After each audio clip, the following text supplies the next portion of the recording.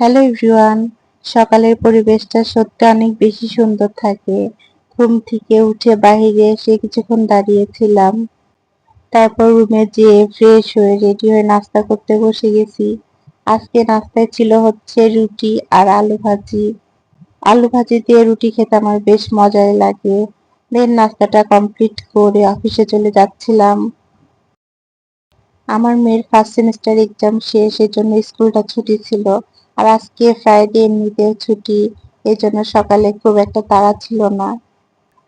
অনেকদিন বাসা থেকে বের হয়ে রিক্সা পেয়ে যায়, আর কয়েকদিন অনেক দূর হাঁটার পরেও রিক্সা পাই না।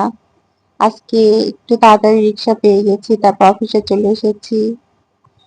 বেশ কয়েকদিন ধরে প্রচন্ড গরম পড়ছে, আর গরমে সারাদিনের চাটা মিস হইলেও সকালের চাটা কখনোই মিস হয় না।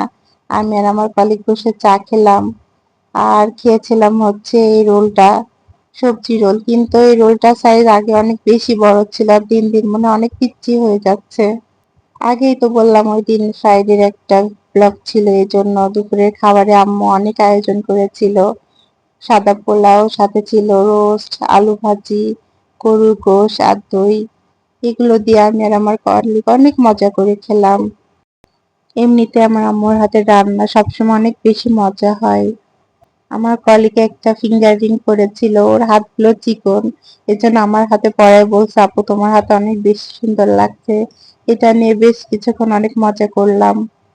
বিকেলের দিকে তেমন একটা রুগী ছিল না, এজন্য একটু বসে বসে ফ্রি টাইম কাটাচ্ছিলাম। আর একটু বাইরে গেলাম যে দেখি বাইরের ওয়েদারটা কেমন।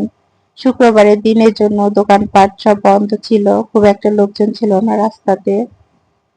2-3 দিন ধরে যেমন গরম পড়ছে, আবার কারেন্টও বারবার চলে যাচ্ছে।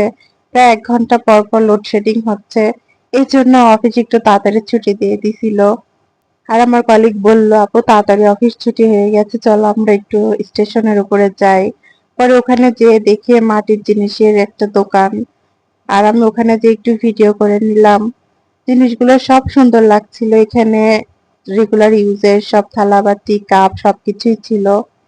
ও কয়েকটা দেখলো, দামও করলো, বাট সেদিনকে কিছুই নেওয়া হয়নি। দেন বাসায় এসে গোসল করে ঠান্ডা ঠান্ডা আইসক্রিমটা খেলাম। আর আমার ভাইয়ের বোর একটা কুটি বোন হয়েছে, ওর জন্য কিছু পোশাক কিনেছিল, ওইগুলো আমাকে দেখাতে ছিল। আর ছোট মানুষের জিনিস তো অনেক বেশি সুন্দর লাগে।